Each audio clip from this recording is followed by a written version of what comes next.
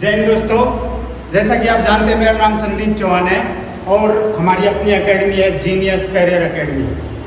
तो जैसे मैंने अर्लियर वीडियोस में बताया है कि हम चार सब्जेक्ट होते हैं कॉम्पिटिटिव एग्जाम के, English, GS, math and reasoning, तो सभी की वीडियोस हम अपने यूट्यूब प्लेटफॉर्म के ऊपर लाएंगे।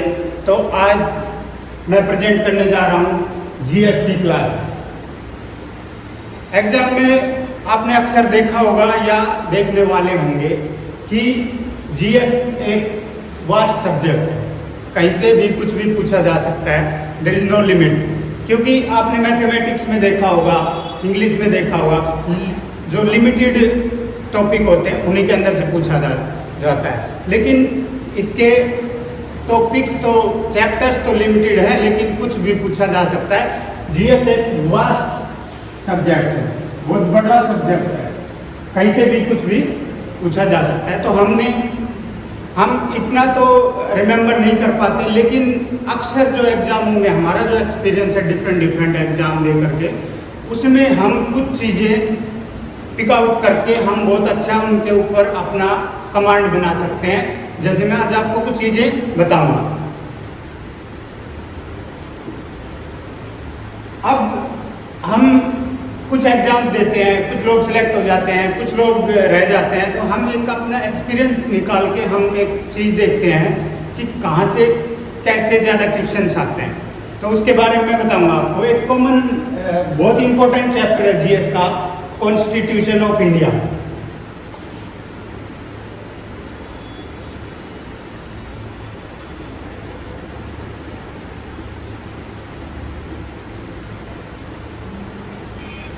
भारत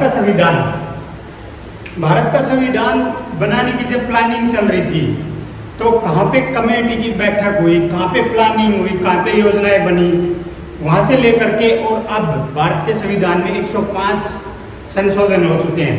यहाँ से स्टार्ट से लेकर के अब तक की जर्नी में कहाँ कहाँ क्वेश्चंस बनते हैं, कहाँ कहाँ इम्पोर्टेंट चीज़ें हैं, वो मैं आपको एक ओवरव्यू दूंगा।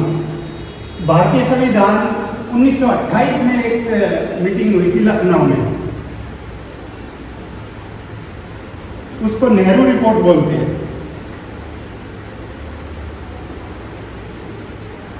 यहां से भारत के संविधान की जर्नी स्टार्ट हो गई थी। 1946 में एक सभा बनाई गई। उस 1946 में जब स्टार्ट किया गया, इसके ऊपर कमेटी के ऊपर एक सभा बनाई गई, एक कमेटी बनाई गई। भारतीय संविधान का जनक किसे कहा जाता है? भीमराव अंबेडकर। 1946 से कमेटी ने काम करना शुरू कर दिया और भारतीय संविधान को दूसरे संविधानों से उधार ली हुई चीज़ों से इकट्ठा करके बनाया गया। डिफरेंट कंट्रीज से, कहीं से हमने मौलिक अधिकार लिए हैं, कहीं से हमने डीपीएसपी लिए हैं, कहीं से हमने कानून का सिस्टम लिया है। तो एक संगठित संविधान बनाया है भारतीय संविधान को हमारे लीडर्स ने। तो 1946 में कमेटी स्टार्ट हो गई। 26 नवंबर 1949 को अपना संविधान लिख के रेडी हो गया, तैयार हो गया। और आफ्टर 2 मंथ्स 26 जनवरी 1950 को ये लागू हो गया। अब इस संविधान को बनाने में 2 साल 11 महीने 18 दिन लगे। ये मोटे क्वेश्चन हैं।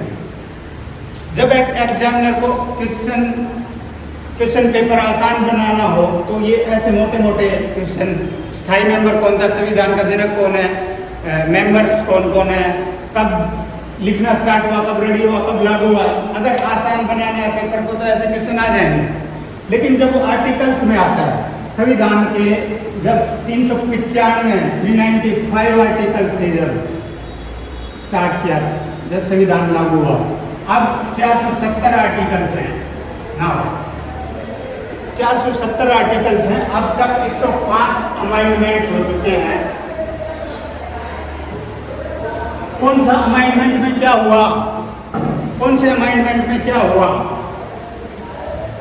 वो चीज़ें बहुत इंपॉर्टेंट है। जैसे कुछ इंपॉर्टेंट फैक्ट हैं, कब एज वोटिंग की एज 21 से 18 हो गई। ये आगे चल के मैं आपको बताऊंगा। तो कितने पार्ट्स थे भारतीय संविधान? जब 22 पार्ट्स थे जब स्टार्ट हुआ था, और अब 25 पार्ट्स हैं। किस पार्ट में क्या है ये पूछा जाता है, किस आर्टिकल में क्या है ये पूछा जाता है। जब आप सब इंस्पेक्टर और यूपीएससी लेवल के भी एग्जाम दोगे तो टफ क्वेश्चन बढ़ते जाते हैं। जब आप एक constable GD, Delhi police constable, SSC GD वगैरह जो आप सिपाही लेवल के एग्जाम देते हो तो आपको मोटे मोटे क्वेश्चन, आउटलाइन के क्वेश्चन पूछे जाते हैं। वैसे ही अकॉर्डिंगली हम आर्टिकल्स में किस आर्टिकल के अंदर क्या है वो हमें सीखना पड़ेगा, क्योंकि आजकल कंपटीशन का लेवल बढ़ता जा रहा है और हार्ड, जैसे हम डीप, जो इंटेंसिव स्टडी हमें करनी पड़ेगी। अब हमें पता होना चाहिए कि पार्ट 1 में भारतीय संघ है, यूनियन है। पार्ट इस तरीके से 25 पार्ट है। किस पार्ट में क्या है वो आपको मैं समझाऊंगा।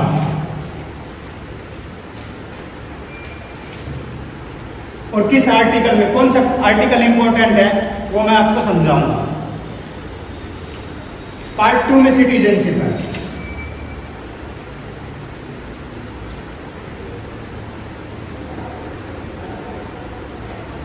पार्ट 2 में सिटीजनशिप यानी कि नागरिकता है। भारत में एकल नागरिकता है, सिंगल सिटीजनशिप है। अमेरिका में डुअल सिटीजनशिप है, यानी कि जब कोई बच्चा अमेरिका में पैदा होता है तो अमेरिका का भी वो सिटीजन बनता है और वो किसी स्टेट का भी सिटीजन बनता है। बट अमेरिका में जब अपने इंडिया में जब बच्चा पैदा होता है तो वो स्टेट एंड इंडिया का वो नागरिक अपने आप बन जाता है। तो पार्ट्स, किस पार्ट में क्या है, किस आर्टिकल में क्या है, किस अमाइंडमेंट में क्या है, ये मेरी एक कॉन्स्टिट्यूशन की एक अलग क्लास होगी। उसके अंदर आपको मैं बहुत ही अच्छी स्टडी करवाऊंगा। अब एक दो पार्ट देख लेते हैं, किस इंपॉर्टेंट पार्ट। पार्ट 3 में फंडामेंटल राइट्स हैं। अब हमें पता होना चाहिए कि फंडामेंटल राइट्स आर्टिकल 14 से 35 तक है। अब आर्टिकल 14 से 35 इंपॉर्टेंट क्यों है? क्योंकि इसमें मौलिक अधिकार दिए गए हैं। मौलिक अधिकार, अब आर्टिकल 14 में कानून के सामने सब इक्वल है। आर्टिकल 17 में दिया गया है कि जो अनटचेबिलिटी है, अस्पृश्यता है, उस पर रोक लगाई गई है कि कोई जाति पाति नहीं होगी समाज में।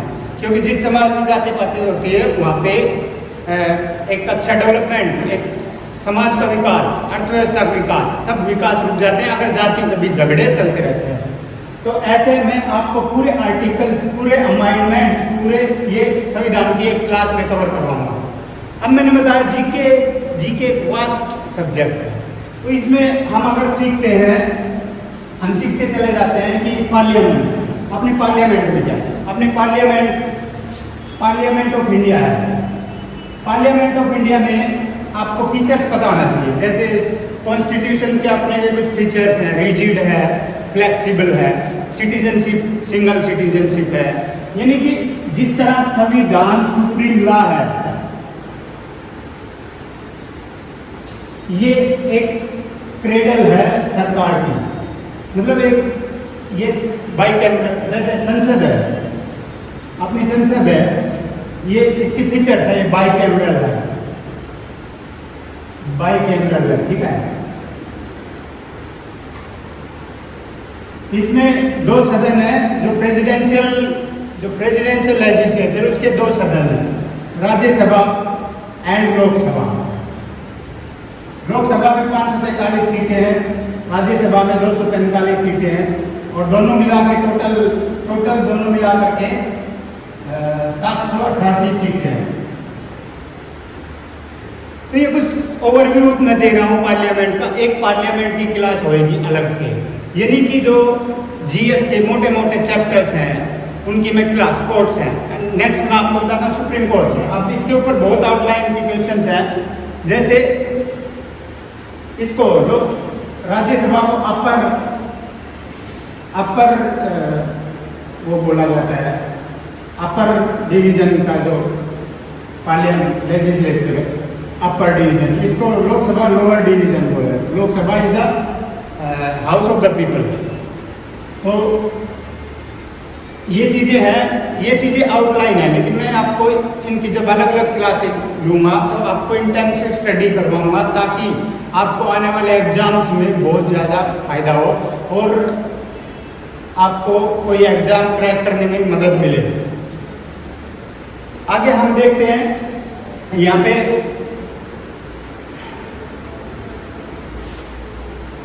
प्रेसिडेंट। अभी पार्लियामेंट के लिए बहुत ज़्यादा क्वेश्चंस बनते हैं। अभी अपना 15 प्रेसिडेंट है। 15 प्रेसिडेंट कौन है? द्रौपदी मुर्मू। द्रौपदी मुर्मू 15 प्रेसिडेंट है।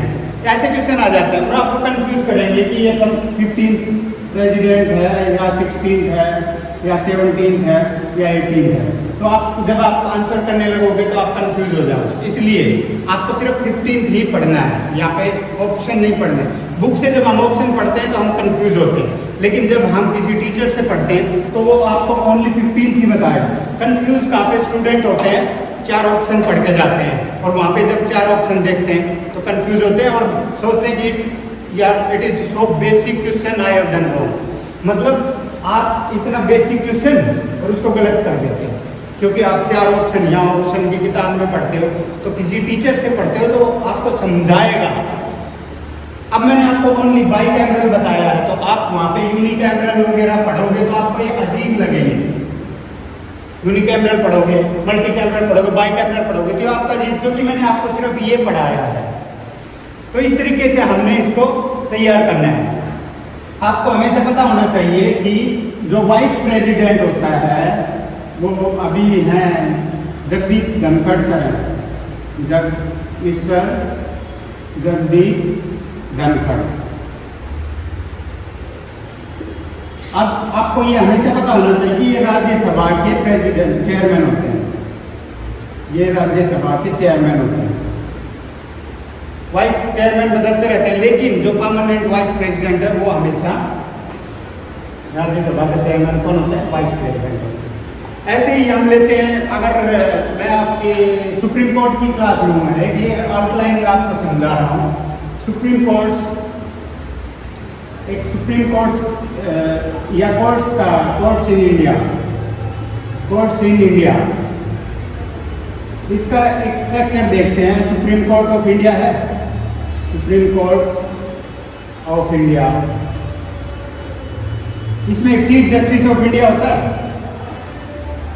चीफ जस्टिस ऑफ इंडिया होता है जो अभी फिलहाल है यूयू ललित, प्लस 33 जजेज होते हैं। ये एक बेंच होती है, ये 33 जजेज की एक बेंच होती है जो कोलेजियम के आधार पर सेलेक्ट किए जाते हैं। और चीफ जस्टिस ऑफ इंडिया अभी ये मिस्टर यूयू ललित है जो 49th way chief justice of India है। फिर क्या होता है? हाई कोर्ट्स होते हैं। High courts, high courts of India, high courts यानी कि स्टेट्स में होते हैं। हाई कोर्ट्स किसी 2 स्टेट का एक भी हो सकता है, लाइक पंजाब एंड हरियाणा का एक है। तो हाई कोर्ट्स का एक जज होता है, चीफ जज, वो स्टेट के एग्जाम में आते हैं। जैसे आप किसी हरियाणा के एग्जाम या राजस्थान के एग्जाम की तैयारी कर रहे हो तो आप हाई कोर्ट के जज का नाम पक्का पढ़ लें। तो हाई कोर्ट्स होते हैं। फिर सबऑर्डिनेट्स कोर्ट होते हैं। सबऑर्डिनेट्स कोर्ट्स लाइक, अगर मैं यहाँ दिल्ली से बोल रहा हूँ तो सबऑर्डिनेट कोर्ट जैसे द्वारका में है 30 हज़ारी कोर्ट है। हाई कोर्ट दिल्ली का एक हाई कोर्ट है, supreme court of India Delhi में। तो सबऑर्डिनेट कोर्ट्स 30 हज़ारी, द्वारका, ऐसे कटकट डूमा, ऐसे दिल्ली में, अगर मैं दिल्ली में खड़ा हूँ तो दिल्ली की बात कर रहा हूँ। तो अगर सबऑर्डिनेट कोर्ट एंड गांव में होते हैं लोअर कोर्ट्स, लोअर कोर्ट्स जो डिस्ट्रिक्ट्स में होते हैं। यानी कि जब हम कोई गांव में जमीन वगैरह का झगड़ा होता है तो लोअर कोर्ट्स में जाते हैं। लोअर कोर्ट्स में जाते हैं, फिर वहाँ पे न्याय नहीं मिलता तो high court, subordinate courts, high courts, then supreme court तक भी जाते हैं केस। यानी कि हम कुछ हक के लिए डायरेक्ट सुप्रीम कोर्ट में भी पहुंच सकते हैं, जैसे मौलिक अधिकार, ह्यूमन राइट्स। तो मैं इन चीज़ों को आपको, जब इनकी एक एक क्लास लगेगी तो आप उनको बहुत अच्छे से आप पढ़ पाओगे और बहुत अच्छे से कर पाओगे और अपना जीएस पे अपना कमांड हासिल कर पाओगे। तो फ्यूचर में बहुत आपको क्लासेस मिलने वाली है और इस जीनियस करियर एकेडमी के प्लेटफॉर्म पे सब सब्जेक्टों की क्लासें आने लगी है। हमें आपका सहयोग मिल रहा है और आप अपने चाचा ताया लड़के फूफा बुआ के लड़कों को शेयर कीजिए ताकि उनको भी मदद मिले, उनकी नॉलेज का स्टैंडर्ड अप होगा और उससे वो भी एग्ज़ाम क्रैक कर पाएंगे। तो मेरा प्रेजेंटेशन आज जीएस के ऊपर यहाँ एंड होता है और अगले जो वीडियो आएंगे वो और अच्छे बेहतरीन तरीके से आएंगे। Thank you so much.